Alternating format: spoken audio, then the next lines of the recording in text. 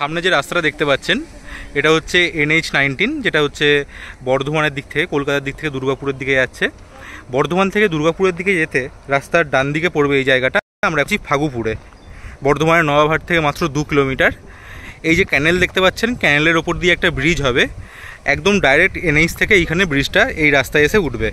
তারপর এইদিকে 180 বিঘা জায়গা, 180 বিঘা জায়গা বর্তমানে আছে। কমার্শিয়াল এবং রেসিডেন্সিয়াল দু ধরনের প্লটই পেয়ে যাবেন। 180 বিঘা কমপ্লিট হয়ে যাওয়ার পর এই প্লটিংটা আরও এক্সটেন্ড করা হবে, যতদূর আপনার চোখ যাচ্ছে ততদূর এক্সটেন্ড করা হবে। লেক, প্লেগ্রাউন্ড, 30 ফুট এবং 20 ফুট রাস্তা সব কিছুই থাকবে। বর্ধমান টাউনের মধ্যে যে প্লটিংগুলো আপনারা দেখেছেন সাধারণত 12 ফুট 16 ফুট রাস্তা থাকে, এখানে 30 ফুট এবং 20 ফুট রাস্তা পেয়ে যাবেন।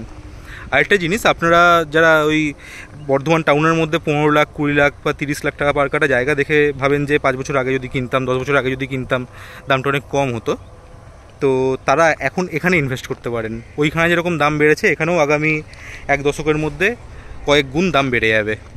এখন দেখতে পাচ্ছেন যে রাস্তা কাঁচা বা এখানে ক্যানেল আছে, ব্রিজও নেই, ব্রিজ তৈরি হবে, কিন্তু এই মুহূর্তটাই হচ্ছে ইনভেস্টমেন্ট করার একদম পারফেক্ট সময়।